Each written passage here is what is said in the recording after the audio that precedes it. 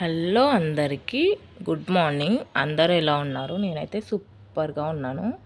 మీరు కూడా అందరు బాగుండాలని కోరుకుంటున్నాను. ఈరోజైతే బెండకాయ రసం, బెండకాయ చారు అని కూడా అంటారు, చేస్తున్నాను. ఎవరైనా మీకు ఇది తెలంగాణలో అందరికీ తెలిసే ఉంటుంది.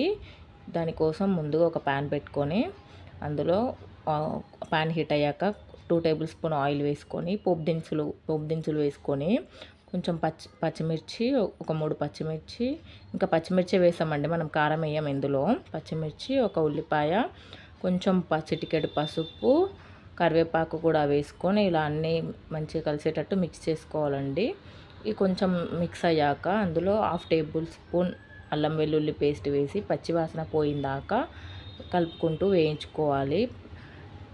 వేయించుకొని కాసేపు క్యాప్ పెట్టుకొని అన్నీ మగ్గనిచ్చుకోవాలి. మగ్గనిచ్చుకున్నాక ఒక చిన్న సైజ్ టమాటో తీసుకొని ఇలా పొడుగుగా కట్ చేసుకొని అది కూడా అందులో వేసుకొని కాసేపు అది కొంచెం టమాటాలన్నీ మెత్తబడే వరకు మగ్గనిచ్చి ఈ విధంగా కట్ చేసుకోవాలండి. బెండకాయ రసం కోసం బెండకాయలు చిన్నగా కట్ చేసుకుంటే అందులోనే ఇంకా ఉడికిపోయి స్మాష్ అయిపోతాయి. ఈ విధంగా అయితే తినడానికి కూడా బాగుంటుంది కదా.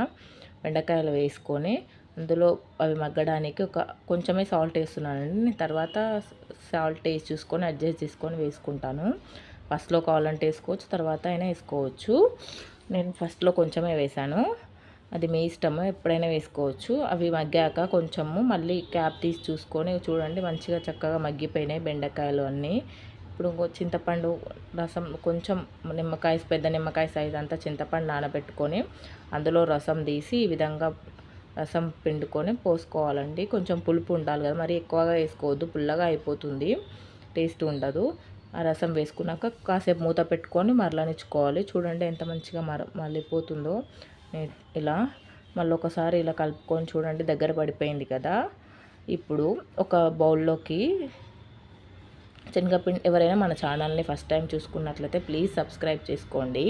ఇప్పుడు ఒక బౌల్లోకి 2 టేబుల్ స్పూన్స్ శనగపిండి తీసుకొని ఇలా ఉండలు లేకుండా కలుపుకోవాలి. ఎక్కడ ఉండలు రానివద్దు, గిడ్డ కట్టిపోతే మళ్ళీ సరిగా రాదు. ఇలా నీట్గా ఉండలు లేకుండా కొంచెం కొంచెంగా వాటర్ యాడ్ చేసుకుంటూ ఇలా పల్చని ఇలా పేస్ట్లా కలుపుకోవాలి. నార్మల్గా పల్చగా మనకి ఎంత వీలైనంత అంత పల్చగా కలుపుకోవాలి. ఒక 2 టేబుల్ స్పూన్స్ శనగపిండి అయితే సరిపోతుంది, మరి ఎక్కువగా అయితే మరి చిక్కగా అయిపోతుంది చారు.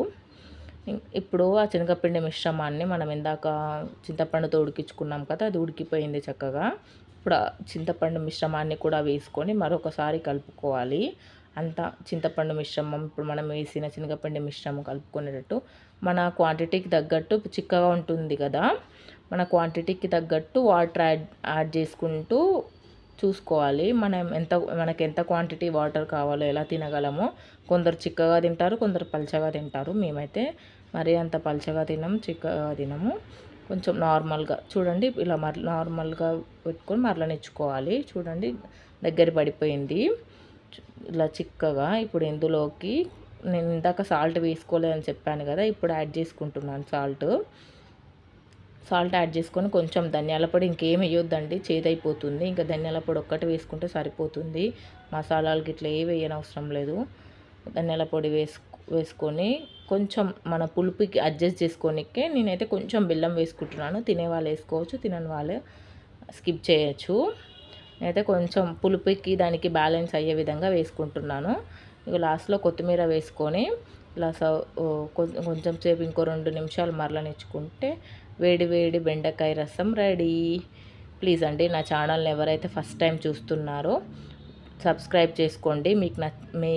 ప్లీజ్ కామెంట్ కూడా చేయండి. మీరు చేసే కామెంట్ వల్లనే నేను ఇంకా ముందుకు వెళ్ళగలను. మీరు ఎలా ఉందో మీరు చేసే కామెంట్ని బట్టే కదండి నాకు తెలిసిద్ది. Please subscribe my channel.